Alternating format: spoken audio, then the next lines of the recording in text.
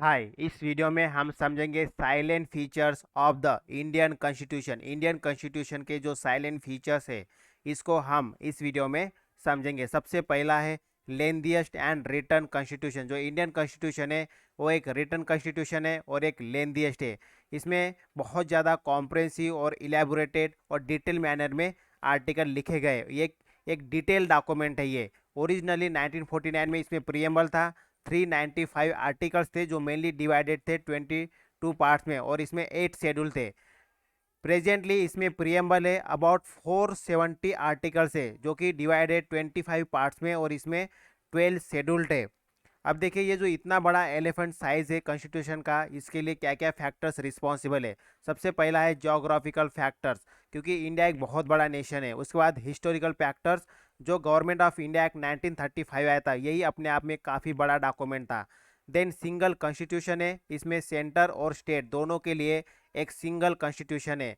Then dominance of the legal luminaries, मतलब ये कि जब कॉन्स्टिट्यूशन असेंबली बनाई गई थी इसमें मैक्सिमम जो लोग थे इसमें वो कौन थे, वकील थे।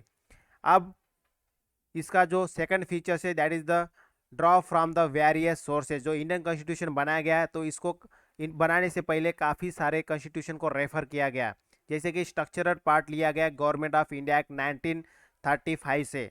देन फिलोसॉफिकल पार्ट जो है इंडियन कॉन्स्टिट्यूशन का, जिसमें फंडामेंटल राइट्स, फिलोसॉफिकल पार्ट में फंडामेंटल राइट्स लिए गए अमेरिकन कॉन्स्टिट्यूशन से। Then directive principle of state policies, ये लिए गए आयरिश कॉन्स्टिट्यूशन से।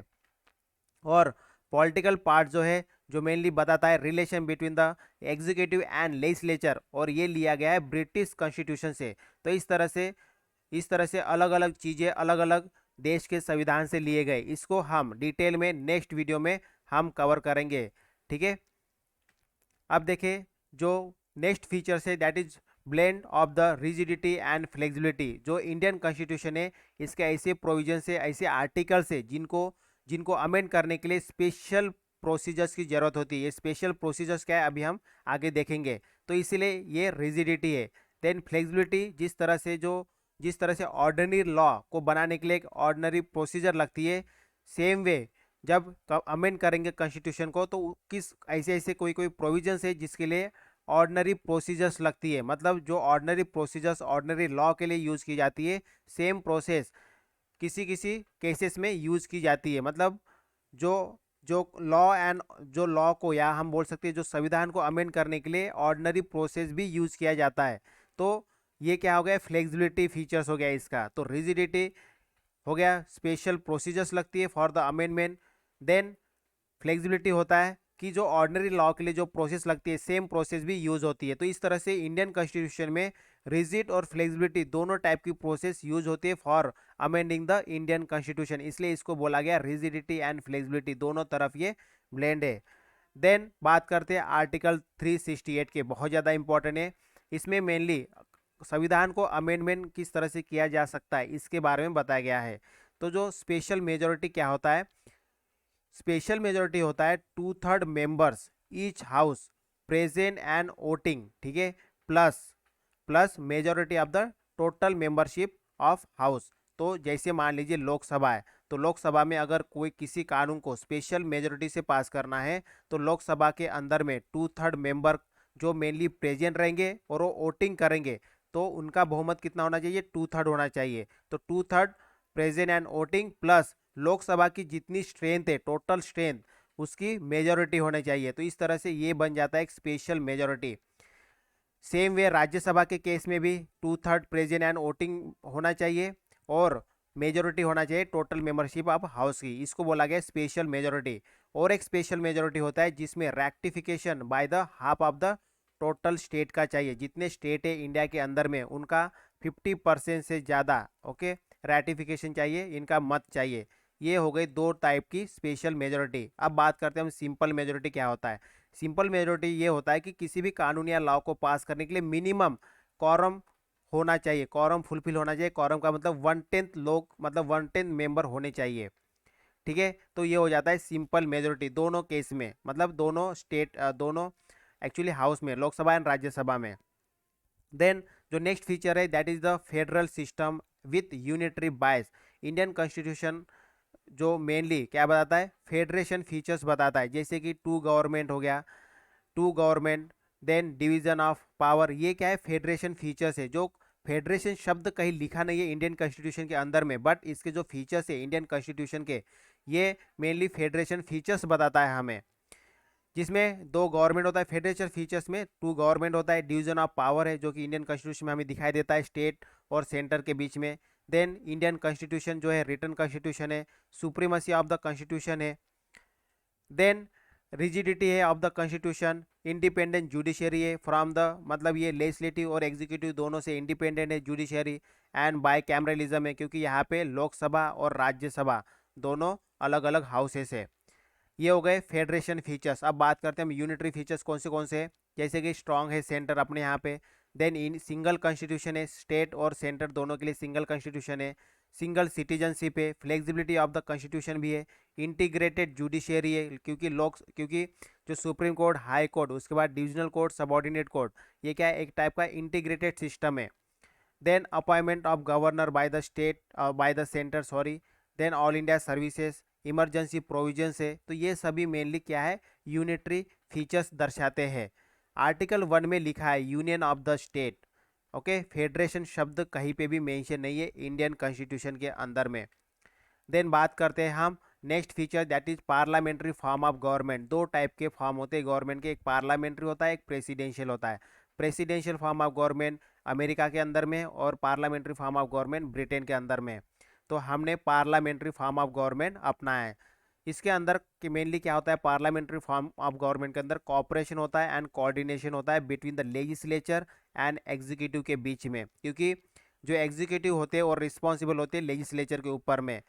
और प्रेसिडेंशियल फॉर्म में क्या होता है, सेपरेट होता है, जो पावर होता है लेजिस्लेचर और एग्जीक्यूटिव का, दोनों के बीच में एकदम सेपरेशन होता है, ठीक है। और पार्लियामेंट्री में नॉमिनल एंड रियल एग्जीक्यूटिव होता है, जैसे इंडिया के केस में नॉमिनल होते हैं प्रेसिडेंट एंड रियल होता है prime minister. Then majority party का रूल है, कलेक्टिव रिस्पॉन्सिबिलिटी होती है, इट मीन्स व्हाट, जो एग्जीक्यूटिव होता है और रिस्पॉन्सिबल होता है लेजिस्लेचर के ऊपर भी और लोगों के ऊपर भी। Then ministerial form of legislature है, मिनिस्टर्स होते हैं अपने यहाँ पे, लीडरशिप प्रधानमंत्री और प्रधानमंत्री एंड मुख्यमंत्री करता है, that is prime minister and chief minister. Dissolution होता है लोअर हाउस का, ओके, और असेंबली का होता है स्टेट के अंदर में। इस तरह से इंडिया का जो कॉन्स्टिट्यूशन है ये पार्लियामेंट्री फॉर्म ऑफ गवर्नमेंट को दर्शाता है, ये भी एक फीचर्स है इंडियन कॉन्स्टिट्यूशन का। Then synthesize of the parliamentary sovereignty and judicial supremacy, next feature है ये। इसके अंदर ये बताया गया है मेनली कि जो इंडिया में आर्टिकल 21 में बताया गया है कि प्रोसीजर इस्टेब्लिश्ड बाय लॉ, इसका मतलब क्या होता है कि जो भी पार्लियामेंट है, जो भी कानून बनाएगा, तो वो प्रोसीजर को एस्टेब्लिश प्रोसीजर होगी, उसके बेस पे जो प्रोसीजर ऑलरेडी बनाई गई होगी संविधान के द्वारा, वो प्रोसीजर के बेस पे लॉ बनाएगा कौन, ये पार्लियामेंट। तो इस तरह पार्लियामेंट की सोवेरेनिटी हमें दिखाई देती है। देन अगर कोई लॉ ऐसा है जो जुडिशियल रिव्यू के द्वारा कट हो सकता है, इट मीन्स व्हाट, जो सुप्रीम कोर्ट हो गया, वो क्या करेगा, सुप्रीम कोर्ट होता है गार्जियन ऑफ द कॉन्स्टिट्यूशन। तो अगर कोई भी लॉ ऐसा है जो मेनली फंडामेंटल राइट्स को वायलेट करता हो, तो उस केस में जुडिशियल रिव्यू करता है, okay, supreme court judicial review करता है आर्टिकल 13 के तहत में। तो इस तरह हम देख रहे हैं जुडिशियल की सुप्रीमेसी भी इंडिया के अंदर में। देखिए यहाँ पे दो प्रोसेस होते हैं मेनली, एक होता है ड्यू प्रोसेस ऑफ लॉ, जिसमें ये मेनली अमेरिकन कॉन्स्टिट्यूशन के अंदर में है, और प्रोसीजर इस्टेब्लिश बाय लॉ ये ब्रिटिश कॉन्स्टिट्यूशन का भाग है। ये ड्यू प्रोसेस ऑफ लॉ में ये भी देखा जाता है कि जो लॉ बनाया जा रहा है, ठीक है, वो प्रोसीजर तो फॉलो कर रहा है, बट क्या वो वैलिड है, क्या वो जो ह्यूमन के राइट्स है उसको वायलेट तो नहीं कर रहा है, क्या वो लोगों में दंगा तो नहीं फैला रहा है। बहुत सारी चीज़ें देखा जाता है इसमें, बस सिर्फ प्रोसीजर ही नहीं देखा जाता है। तो इसलिए ये ड्यू प्रोसेस ऑफ लॉ होता है। और प्रोसीजर इस्टेब्लिश बाय लॉ में क्या होता है, मेनली प्रोसेस देखा जाता है कि जो कानून लाया जा रहा है पार्लियामेंट के द्वारा, क्या वो एज पर द प्रोसीजर है, बस ये चेक किया जाता है इस सेंस में, प्रोसीजर इस्टेब्लिश बाय लॉ। तो इंडिया में क्या है, सिंथेसाइज है दोनों का, इट मीन्स व्हाट, दोनों है यहाँ पे, मतलब प्रोसीजर तो फॉलो किया ही जाएगा, बट जो जुडिशरी होगा वो क्या करेगा, चेक भी करेगा through this judicial review power, okay. और ये आर्टिकल 13 के अंदर लिखा गया है। Then next feature that is integrated and independent judiciary. Indian constitution के अंदर में जो जुडिशरी सिस्टम है वो क्या है, इंटीग्रेटेड है। इट मीन्स व्हाट, जो फेडरल कोर्ट है, सेंटर मतलब मेनली फेडरल कोर्ट है वो है supreme court, then state court है high court, then subordinate court है district court and lower court. तो इस तरह से एक सिंगल एक इंटीग्रेटेड सिस्टम होता है। Then independent judiciary, judiciary system क्या है, इंडिपेंडेंट है। इंडियन कॉन्स्टिट्यूशन के अंदर में जो जुडिशरी सिस्टम को इंडिपेंडेंट बताया गया है। अब किस तरह से इंडिपेंडेंट है, देखिए, एक तो जो जुडिशरी है उनका सिक्योरिटी ऑफ टेन्योर है, फिक्स सर्विस कंडीशन है, एक्सपेंस जो होते हैं इनके वो चार्ज है कंसोलिडेटेड फंड ऑफ इंडिया के ऊपर। मतलब ये कि इसके ऊपर वोटिंग नहीं होगी, जब बजट पास होगा तब इनके जो भी अलाउंस होंगे या जो भी सैलरी होगी पेंशन होगा उसके ऊपर वोटिंग नहीं होगी, क्योंकि this is charge on the consolidated fund of India है। इस तरह से ये इंडिपेंडेंट दिखाता है। Then prohibition of the discussion है इन द लेजिस्लेचर, इनके ऊपर कोई डिस्कशन नहीं हो सकता है जुडिशरी के ऊपर लेजिस्लेचर में। देन बैन प्रैक्टिस है after service, power to punish contempt of court, कोई कंटेम्प ऑफ कोर्ट करता है तो उसको पावर करने का भी पावर है इनके पास। सेपरेशन है लेजिस्लेचर और एग्जीक्यूटिव से। इस तरह से जो जुडिशरी है वो इंडिपेंडेंट है और इंटीग्रेटेड है इस तरह से। ओके, तो जो जुडिशरी है इंडियन जुडिशरी ये एक तो इंटीग्रेटेड है मतलब इस तरह से, और इंडिपेंडेंट है इस तरह से। ओके, ये हमने देखा एक next feature that is the integrated and independent judiciary. Okay, अब इसके बाद हम बात करेंगे that is the fundamental rights की। इंडियन कॉन्स्टिट्यूशन के अंदर में ये एक बहुत इंपॉर्टेंट फीचर्स है फंडामेंटल राइट्स। देखिए, इसके अंदर में मेनली 6 टाइप के राइट्स है। पहला है राइट टू इक्वेलिटी, आता है article 14 to 18। Then right to freedom, article 19 to 22। Then right against exploitation, article 23 to 24। Then right to freedom of religion, article 25 to 28। Cultural and educational rights 29 to 30। At last constitutional remedy, very very important article है ये, article number 32। तो इस तरह से ये fundamental rights अलग अलग मतलब पार्ट्स में डिवाइडेड है। Okay, right to equality, right to freedom, right against exploitation, right to freedom of religion, culture education right and right to constitutional remedy. अब देखिए, ये जो फंडामेंटल राइट्स है ये जस्टिसिएबल है, और दूसरी चीज़ ये कि ये सस्पेंड भी हो सकते हैं इमरजेंसी में। देन इसमें रीजनेबल रेस्ट्रिक्शन ला सकता है to maintain the law and order, और सैक्रोसेंट नहीं है ये, और ये कर्टेन हो सकते हैं, अमेंड हो सकते हैं।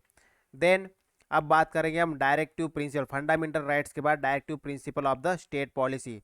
डॉक्टर BR अम्बेडकर इन्होंने कहा है directive principle of state policy को नॉवेल है ये क्या है, नॉवेल फीचर्स है इंडियन कॉन्स्टिट्यूशन के, और ये लिखा गया है पार्ट 4 के अंदर में। मेनली ये क्या करता है, seek to establish welfare state, इसके अंदर जो प्रोविजंस है ये मेनली वेलफेयर स्टेट बनाने की बात करते हैं। ये नॉन जस्टिसिएबल है।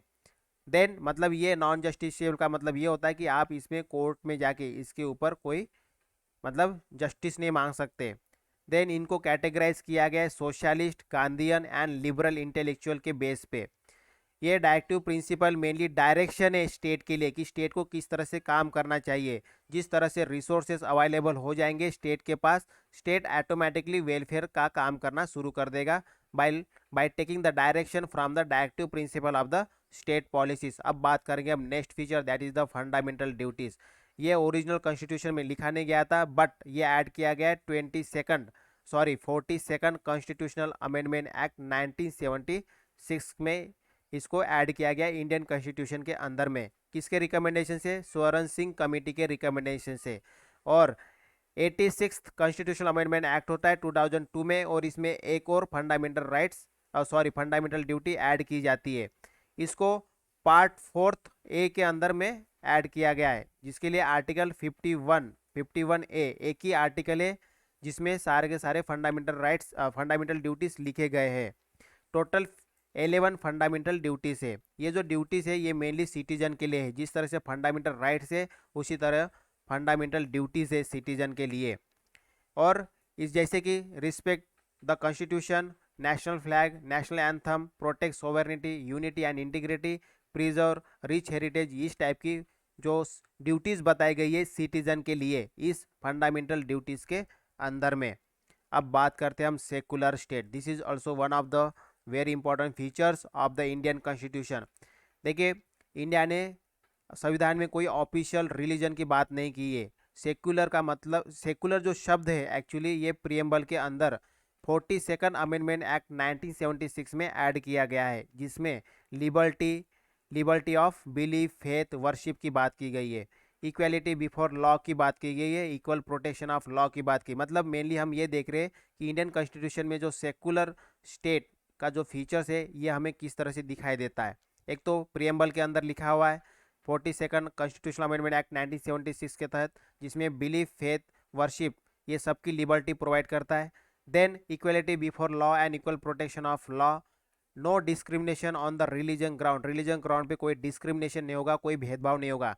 इक्वलिटी की, इक्वलिटी ऑफ अपॉर्चुनिटी, जो भी गवर्नमेंट एम्प्लॉयज़ होगा, मतलब गवर्नमेंट एम्प्लॉयमेंट होगा, वो सब में इक्वलिटी अपॉर्चुनिटी प्रोवाइड की जाएगी। Right to freely profess, practice and propagate of religion, okay, religion को प्रमोट कर सकते और प्रोपेगेट कर सकते, प्रैक्टिस कर सकते।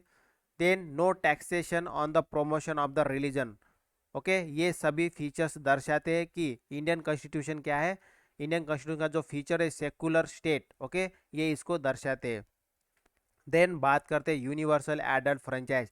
This is also very important features of the Indian constitution, क्योंकि जो भी सिटीजन 18 साल से ऊपर है, 18 या 18 साल से ऊपर है, तो वो क्या कर सकता है, वो वोटिंग कर सकता है। तो उसके ऊपर कोई डिस्क्रिमिनेशन नहीं होगा while voting on the basis of the caste, race, religion, sex, literacy, wealth and so on. इन सभी के ओके बेस पे उसके साथ कोई डिस्क्रिमिनेशन नहीं होगा।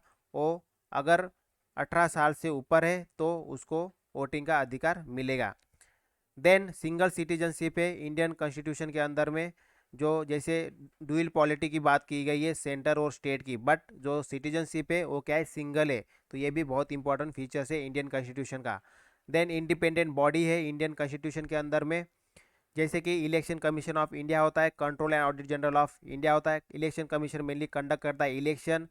Then control and audit general या ऑडिट का काम करता है यूनियन पब्लिक सर्विस कमीशन, जो सेंट्रल गवर्नमेंट के जो एम्प्लॉयज़ है उनके सिलेक्शन के लिए। देन स्टेट के लिए, स्टेट के एम्प्लॉयमेंट्स के लिए, सिलेक्शन के लिए स्टेट के एम्प्लॉयमेंट्स का स्टेट पब्लिक सर्विस कमीशन। ये क्या है, इंडिपेंडेंट बॉडीज़ है। ये भी एक बहुत इंपॉर्टेंट फीचर्स है इंडियन कॉन्स्टिट्यूशन का। देन इमरजेंसी प्रोविजंस है इंडियन कॉन्स्टिट्यूशन में, जैसे नेशनल इमरजेंसी आर्टिकल 352 में। देन स्टेट इमरजेंसी है 356 एंड 365 में है। देन फाइनेंशियल इमरजेंसी आता है आर्टिकल 360 में। उसके बाद 3 टायर गवर्नमेंट है। ये देखिए ये भी बहुत इंपॉर्टेंट फीचर्स है, जैसे 73rd and 74th constitution amendment act हुआ था 1992 में। तो 73rd में मेनली पंचायत जाति द रूरल लोकल गवर्नमेंट की बात की गई है। इसके लिए पार्ट 9th ऐड किया गया है, शेड्यूल 11 भी ऐड किया गया है, ओके। और जो म्यूनसिपैलिटीज़ के लिए 74th कॉन्स्टिट्यूशनल अमेंडमेंट एक्ट हुआ है, जो मेनली अर्बन लोकल गवर्नमेंट की बात करता है। तो इसके लिए पार्ट 9 ये है, पंचायत के लिए पार्ट 9 एंड इसके लिए पार्ट 9 ए, और इसमें शेड्यूल, इसके लिए शेड्यूल 11 ऐड किया गया है, और म्यूनसिपैलिटीज़ के लिए शेड्यूल 12। देन कोऑपरेटिव सोसाइटीज़, जो 97 कॉन्स्टिट्यूशन अमेंडमेंट एक्ट 2011 हुआ है, जिसमें कॉन्स्टिट्यूशनल स्टेटस दिया गया है इस कोऑपरेटिव सोसाइटीज़ को, और आर्टिकल 19 में भी अधिकार है right to form cooperative societies. और जो डायरेक्टिव प्रिंसिपल, ये तो हो गया फंडामेंटल राइट्स में, और डीपीएसपी में, directive principle of state policies में आर्टिकल 43B में लिखा है promotion of the cooperative societies. Then अब हमने देखा features of the Indian constitution. अब हम बात करेंगे कुछ क्रिटिक्स, ठीक है। जैसे कि ये बोला जाता है, ये क्रिटिक्स किया जाता है कि जो इंडियन कॉन्स्टिट्यूशन है वो बोरो किया गया अलग अलग कॉन्स्टिट्यूशन से। देन ये कार्बन कॉपी बोलते हैं इंडियन कॉन्स्टिट्यूशन को, ठीक है, किसका, जो गवर्नमेंट ऑफ इंडिया एक्ट 1935 आया था। देन ये बोलते कि ये अन गांधीयन कॉन्स्टिट्यूशन है। अन गांधीयन इसलिए बोला जाता है क्योंकि जो गांधी चाहते थे कि हमें जो लोकल गवर्नमेंट है उसको बढ़ावा देना चाहिए, बट यहाँ पे सेंटर और स्टेट बहुत ज़्यादा पावरफुल है। एलिफेंट साइज है, yes of course because of so many reason, हमने देखा है, ठीक है। Then paradise of the lawyer, yes of course, इस जब कॉन्स्टिट्यूशन असेंबली बनाई गई थी तब से ही इसमें बहुत ज़्यादा लॉयर थे, ठीक है। तो ये कुछ क्रिटिसिज्म है, और हमने फीचर्स भी देख लिया है। देखिए हमने इस वीडियो में दो चीज़ें पढ़ा है मेनली, एक तो फीचर्स पढ़ा है इंडियन कॉन्स्टिट्यूशन के, बहुत डिटेल में पढ़ा है। उसके बाद हमने क्रिटिक्स देखा एकदम ब्रीफ में। तो नेक्स्ट वीडियो में हम पढ़ेंगे sources and schedules of the Indian constitution. जो इंडियन कॉन्स्टिट्यूशन के जो सोर्सेस है, मतलब का कौन से देश के संविधान से इंडियन कॉन्स्टिट्यूशन में जो आर्टिकल्स है या जो प्रोविजंस है वो लाए गए हैं, ये देखेंगे। और शेड्यूल्स देखेंगे, हम कौन से शेड्यूल्स में क्या क्या लिखा गया है उसको हम डिटेल में समझेंगे। So that's all for this video. Thank you, bye bye.